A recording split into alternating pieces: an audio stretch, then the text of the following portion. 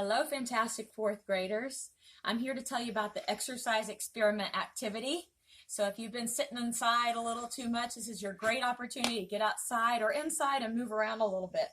We're going to use the scientific method to do this activity.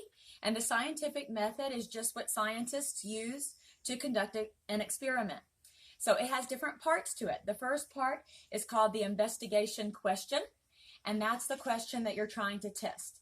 In this case, we're trying to see which exercise works your heart and your body the hardest. And you're going to go ahead and choose the 3 exercises that you want to test. You can choose some jumping jacks. You can choose running in place or taking a brisk walk. You can even do some push-ups. I'm not going to do that one. Or some sit-ups. Anything that you can do for a whole minute. Okay, so you're going to need someone to help you time yourself so that after that minute, immediately after that minute of exercise, you can take your heart rate. That's also called your pulse. And I'm sure an adult can help you figure out where to take that pulse. But there are some different places on the side of your neck where you can count your heart rate, on your wrist, and even just on your chest. You can see how many times your heart beats in 30 seconds. And then what we're really trying to find is the beats per minute. So you just double that. You do times 2. So if I counted to 40, for example, I had 40 heartbeats in that 30 seconds.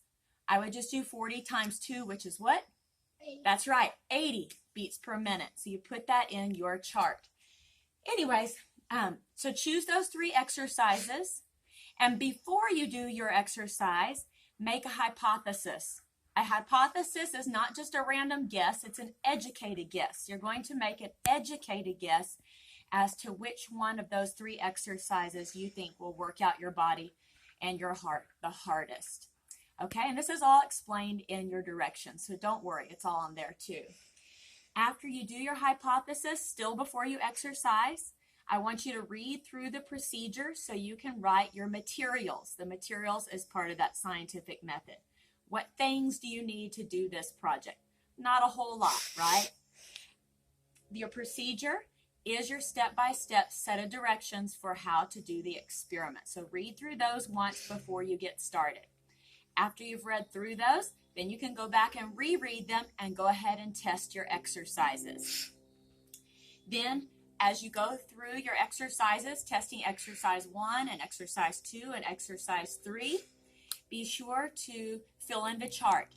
It tells you first to put your resting heart rate. Resting heart rate is exactly what it sounds like. It's the heart rate that you have before you even start exercising, while you're still at rest. Then you'll take your heart rate or your pulse, like we said, every time you finish an exercise and put that into your chart. It's called the exercise experiment chart. You'll see it on your paper. So fill that all in. And of course, you're testing yourself. So the person being tested, the person exercising, is yourself. Write your name in that chart too.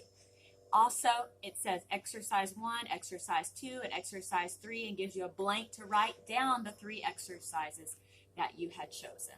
Okay, and you can choose any 3 exercises you would like, or you can take some of the suggestions of the ones that I just did for you.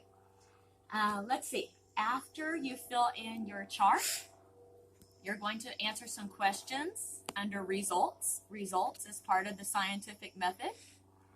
And then after that, you're going to write a paragraph called your conclusion, which is also part of the scientific method. And this conclusion, you will tell whether or not your hypothesis was correct. Did you make the correct guess in the beginning as to which exercise would work your body the hardest? And no big deal if you didn't. Just write about why or why not your hypothesis came true. And every good scientist knows when you're done with that, you want to retest. And you don't have to do it on yourself again. Go kindly ask a couple of family members if they'll allow you to test out your exercises on them. And go through that procedure again with each of them, filling in their information in that exercise experiment chart. Okay? Just make sure you read through the scientific method and answer the questions as you go along and fill in your chart, and you will be in good shape. Now, exercise is very important to keeping your body healthy. And also, as you're doing that, make sure to drink some water. That's also a great way to keep your body healthy. You know, right now, this is key to staying healthy.